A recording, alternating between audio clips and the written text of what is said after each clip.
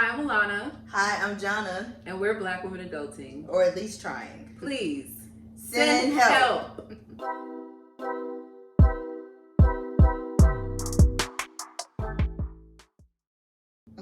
And today we have a special guest with us, Erica. We have our friend of many moons here with us, and with our new segment, How to Adult. Yes. So we are going to bring Erica into the conversation while we discuss one aspect of adulting, and how none of us know what we're doing, but we hope our good friend Erica can help us. Help us. God, She's the help that we have sent for. Oh, So, Lord. no pressure. None whatsoever. Plenty of pressure. It's fine. So yes, would you like to introduce yourself? Tell us anything about you. Sure. So I'm Erica Gabbadon. I am a holistic health and nutrition coach. Most of the time. I'm really a stay-at-home mom.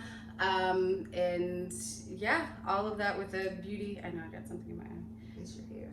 Beauty, hair and makeup background. You know, I really like working with women to help them become their most beautiful, radiant, healthy, gorgeous selves. So, yeah. Wonderful. Well, welcome, Clap Studio audience. Awesome. So we are going to have some questions for Erica, have a little discussion. Yes. And we'll start it off with you, Jonna. So we will be talking about something that we're all familiar about, but rewiring our brains about, I guess, diet culture. Yes. The devil. Yes. Yeah.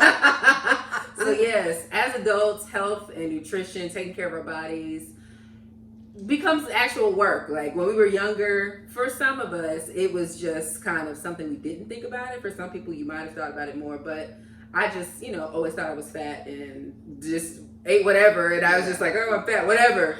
I was not, but it's just now as an adult, you have to actually think about making sure you're treating your bodies right, because we need these bodies for a long time. So. Right.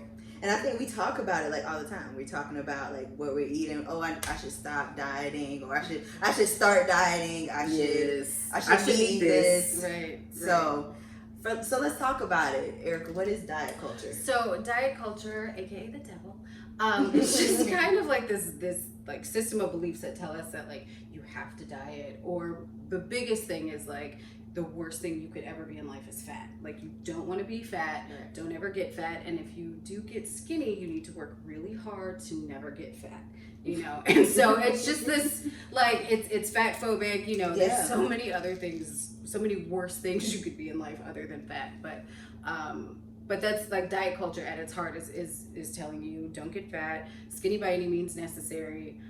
You have to diet. There's good foods and bad foods, and there's just this whole list of rules that really have controlled a lot of our lives since like the beginning of time. Since the beginning, and they've done research and they've said like girls as young as 12 are concerned about their body image and they're thinking about dieting, and it's crazy, and it's something that really affects women more than anything, and it's awful and I hate it. So. Yes. And so, how does this topic affect Black women specifically? Oh, girl, how much time do you have? So, ironically, I'm reading this book right now. It's called Fearing the Black Body, and it's by a woman named Sabrina Strings, and she is a professor at Berkeley. This girl, she's brilliant.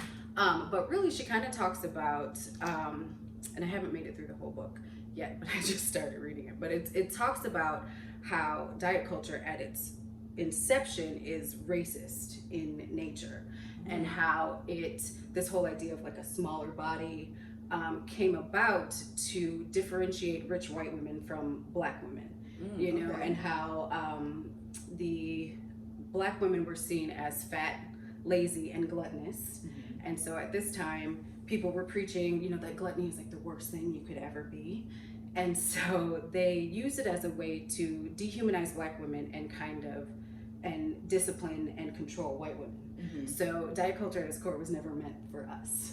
So for us to kind of get into this idea of like, oh my God, I need to be super skinny, because naturally we're bigger, we've got fuller bodies, fuller hips, fuller everything. And like, even if you look back into like, early 1700s, for centuries, women were curvy, right. you know, and that was what was beautiful. And then this new idea came about within like, I want to say like 1700s, 1800s, of where you had to be super skinny, and it was to differentiate from black women. And so it's not meant for us, is really what it is. And so we're striving to go after a goal that is unattainable. For the most part, you know, we're going to be curvy. We're going to have bigger everything, and that's just who we are. You know, and it's a sign. And back in the day, it was a sign of fertility. You know, like you wanted a woman to have, you know, hips and soft belly and big chest and all of those things. And this has really been within like the last 200, 300 years that we've gone to the little boy bodies. Let me find out on the ideal woman. Listen. All the way out. Yes. Come on, soft belly. Yes. And the hips and the yes. Ideal. Yes. So you hit on it a little bit, but what are some like common lies, myths, and misconceptions as it relates to, you know, diet cultures? So biggest lies, number one, is that there are good foods and bad foods, and you guys see that in my stuff all the time. There's no such thing as good foods, bad foods. Food is food. You know, of course there are foods that are nutrient dense, and there are foods that have less nutrients in them. But when we assign morality to food, it becomes an emotional thing. You know, and we feel like we're morally superior or inferior to certain things, and then that affects how we behave when we eat these foods, you know. So how many times have you know, eaten a whole carton of ice cream because you're like, oh my God, I'm so bad, I shouldn't be eating this. And then the worse you feel, the more you eat. You know, and then you're like, oh, you know, I done it now, you know, and by the time people are like, where are the cookies? Where's the chocolate? You know, and we just, you know, we keep going. And it's like, if you didn't have a belief that ice cream was bad for you and ice cream was just food, you would probably only eat as much as you wanted, which is not going to be the whole carton. You know, it's just going to be however much you want. I feel like we should insert a light bulb somewhere. Wow. That was good. Yeah. So, you know, you would really eat just what you wanted, what you needed, and you would stop when you were done. And then that's it. You know, but when we approach it from an emotional thing, that's when we go out of control. And that's what diet culture does. And it's like, it kind of knows that. And it's like, the worse I can get you to feel, the more you're going to come look for me. You know, as a diet industry, the more you're going to come look for me. And the more impossible I make the standard, the more you're going to come back to me, you know, because you're never going to meet it, you know. Listen, I could stop eating for like a whole year and my boobs are still going to be big and my thighs are still going to touch. You know, they've been touching since I was born. I was like, do legs not touch? Exactly. I was like, I was the Michelin baby. Like, I had all the looks. So, you know, there's nothing I can do to get rid of half of this body, you know. But diet culture teaches that, like, that everybody can do that. Like, if you just follow these rules, everybody can have the same body. You can lose 30 pounds in 30 days. You're going to be skinny. You're going to have this. And it's like, that's not true. You know, everybody's body is different. Made differently. It's made differently, and that's okay. You know, that's another lie of diet culture. I'm trying to think. There's so many. No pressure, girl. Of course. You know, I mean, a big lie is that you have to diet in the first place. You know, and diets, you don't have to diet at all. And diets have kind of overcomplicated something that's really simple. You know, if I ask you what are nutrient dense foods, you know, I can ask a 3-year-old, and you know, everybody knows like nutrient dense foods versus non-nutrient dense foods. And very simple concept: if you're hungry, eat. If you're not hungry, don't eat. You know, diet culture. I even caught myself doing this the other day, you know, because it runs deep. Old habits die hard. Where like I ate breakfast, or I didn't even eat breakfast. I ate like whatever was left over after I fed everybody. And I was like, you know, I was still hungry afterwards. And I was like, oh, I'm going to lose a few pounds because I'm still hungry. And I'm doing something right. And then I'm like, wait a minute. No. I'm hungry. I need to finish eating. My body needs something from me in order to do what it needs to do. So I need to eat until I'm full, you know. But diet culture teaches, oh, it's a good thing if you're hungry. You're burning off those calories. You know, you want to. You're just faint. You're just right. So, or the opposite. You know, we always talk about. You know, in the realm of eating disorders, we always think about people who don't eat, but overeating is also an eating disorder as well, that a lot of people don't talk about, and that's eating beyond Right. satiation, eating beyond when you're full. So that's why the other check is when you're full, stop eating. Very simple. That diet culture is complicated. And we just need to get back to listening to ourselves. Yeah. I know. I feel the pressure. Like if I go out to eat, okay, I got to eat. Oh yes, I got to eat this. Right. Like, oh, I got to get an appetizer. You spent money on it. Yes. Like, okay, you paying? All right. So I'm gonna get the appetizer. I'm gonna get me a drink. I got to eat all of this food. I got to get dessert. Mm-hmm. Or then there's the opposite. If you go out to eat, some people have anxiety and like, I'm not going to eat everything on my plate because I don't want it to seem like I'm super hungry or I'm gluttonous or I'm just, somebody who's not in control. A lot of people don't finish their food because they don't want the pressure of looking like, oh, I'm not that hungry. Yeah. That's part of it too, just all the like silly little food rules that we have. That have overcomplicated, very simple. And like what I eat, what you eat, nobody's business. How much you eat, how much I eat, nobody's business. We have different hunger levels. Right. We have different needs, and your hunger levels change throughout your life, throughout the day. Different days, like how you eat when you're menstruating is totally different than when you're not. Depending on how much sleep you got. That can change how much you need, or if you didn't get enough sleep, if you got enough sleep, your energy levels are different. Right. So everything changes. So that's why it's all subjective. There's no one right way of eating, and diet culture tries to teach you that whatever diet, and then there's 4 million diets, but like all of them are the same. Yeah. Like they're all like high protein, low carb, like Atkins, Keto, South Beach, they're all the exact same diet. Exact same diet. Like if you read their literature, Keto just literally calls it what it is. Like both Atkins and South Beach put your body in a state of ketosis, which is what the keto diet is. But they kind of teach that if me and you, if all three of us eat the same way, we can all have the exact same bodies and all have the exact same experience. And you and I personally know from experience that's not true. That's not real. Right. When we tried to do the raw food vegan thing, like it was great for me, not so hot for my life. You and all. So, another story for another day. It's a different story. But it just goes to show that there's no one right way of eating for everybody. Yeah. So you talk about this. So when we're trying to overcome this diet culture and change our mentality, what are some of the specific roadblocks we should like be on the lookout for, like internally or even externally, like any? Well, that's a really good question. Thanks. Ooh, I like that. Let me marinate on that for a second. That's okay. That's a good question. No, I think number one, is paying attention to the external pressures. I think number one is diet culture has kind of made what we eat and how we eat and how much we eat and when we eat. It's kind of made it everybody else's business. And social media has kind of amplified that. Oh, yeah. Like, oh my God, look what I'm eating. Look at these 2 pieces of fruit in the seeds. Oh my God, I'm so healthy. Yeah. Like, just kind of getting out of that, like, okay, that's cool if you want to eat fruit and seeds. That's cool, but I'm going to go eat this cheeseburger and french fries and be fine, like, and live life, and I'm going to feel great afterwards. Yeah.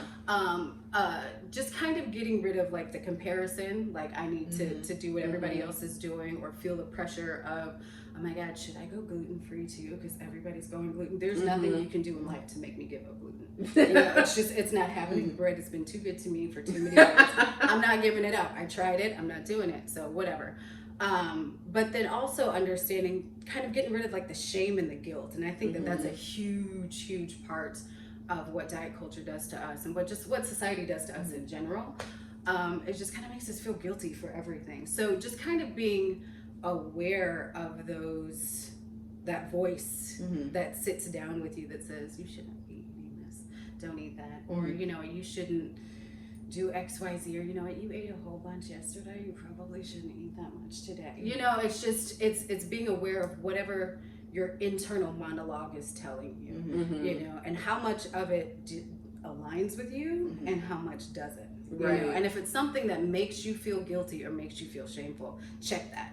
And be like, why do I feel this way? And why do I continue to tell myself XYZ? What do I believe this, or did somebody tell me that this is what I should do?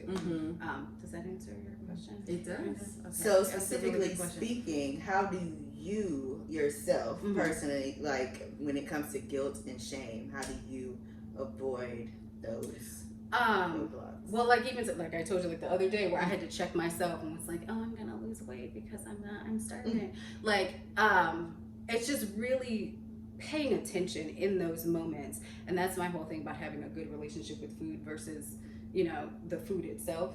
Is kind of sitting down and saying, how do I feel as I approach this? Like I've started to notice, like, and I've noticed that like when I'm stressed, I reach for sugar.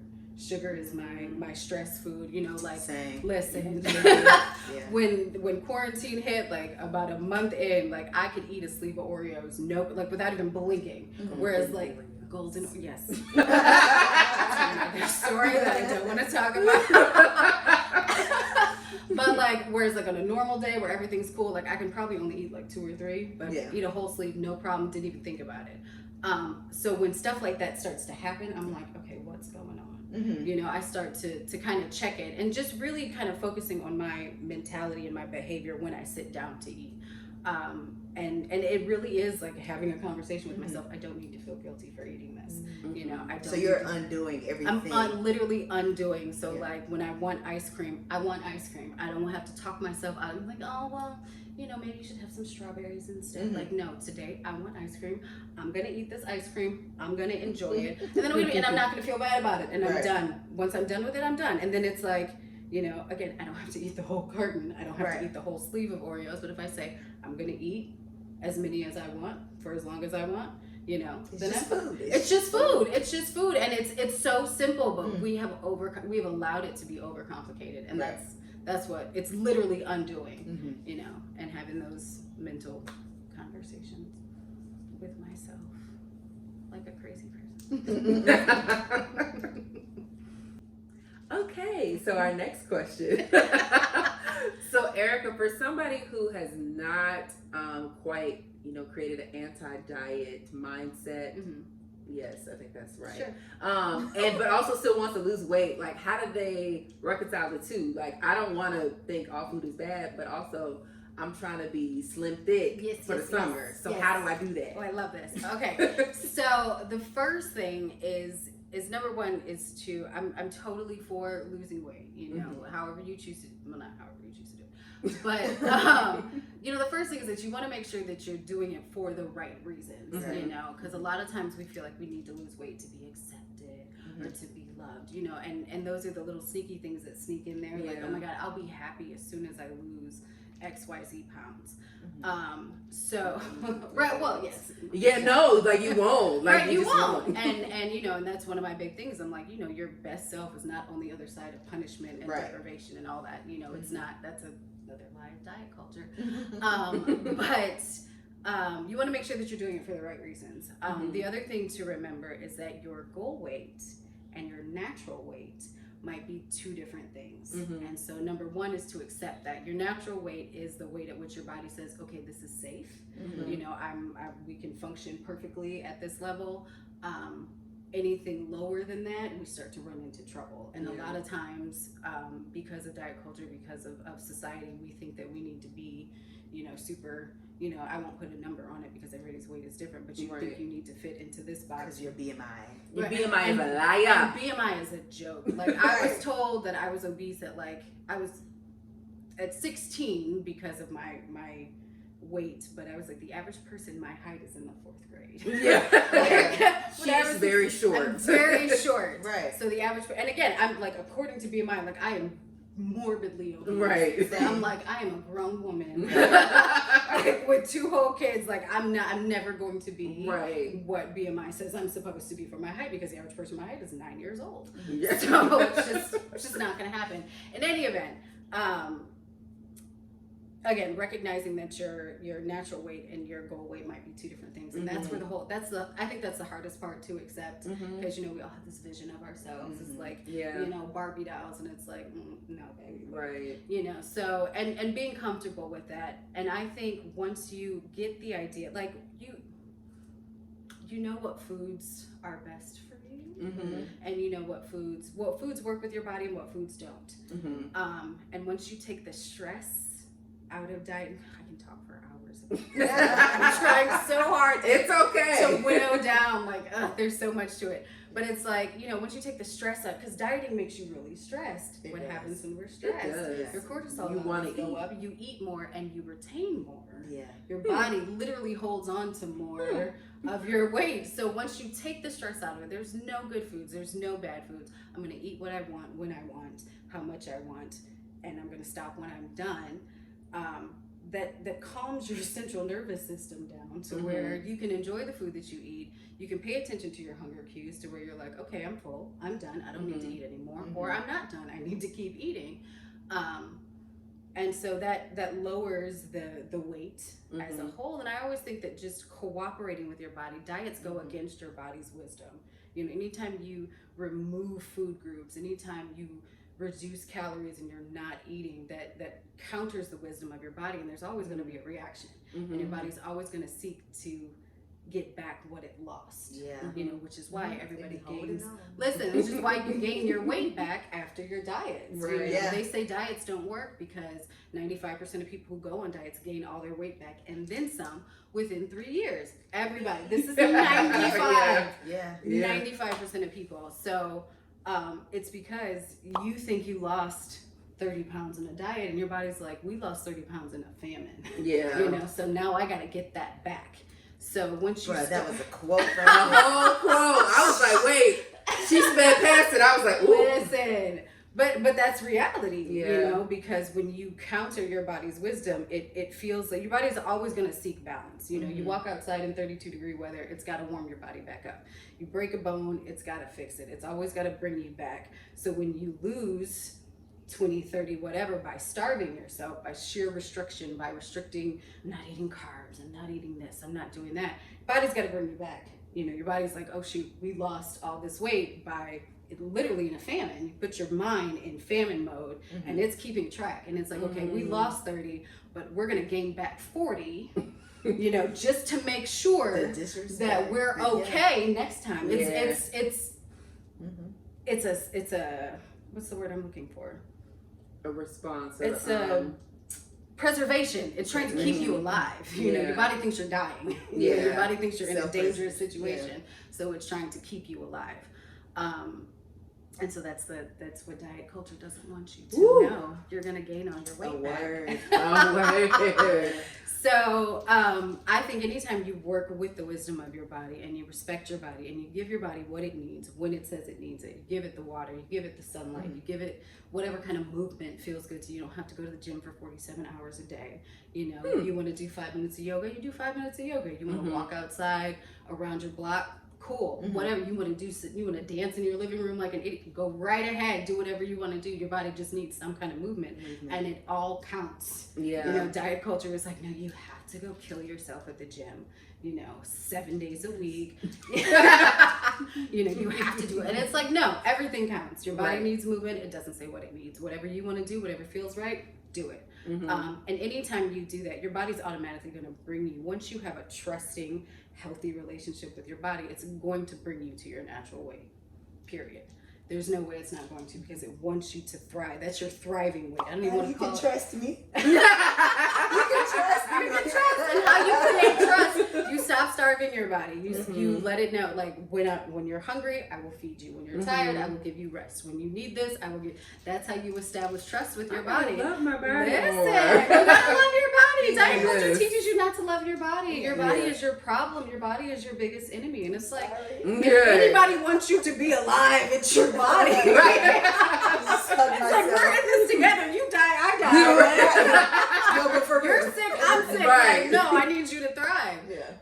And so anytime creating that trusting relationship with your body is most important. You know, and I would say put that above losing weight. First, never make losing weight your goal, because the minute you focus on losing weight, we can do some really silly things to our bodies. Whereas you focus on having a good relationship with your body, having a good relationship with food, having a good relationship with yourself, you're automatically going to make better decisions, and your body is automatically going to pull you to where it needs to be. Oh, that was good. That was. Well, shoot. Give us resources? How can people get in contact with you and your page? So my page is the Glohemian Diva. The Glohemian Diva on Instagram. Good Lord. I do have a website. Right, Yes. thank you. Thank you. Don't listen to me. And I do have a website as well, all of my emails and all of that, so you can contact me directly from my website and on Instagram. And I do have a Facebook page, same thing, Glohemian Diva. Yeah.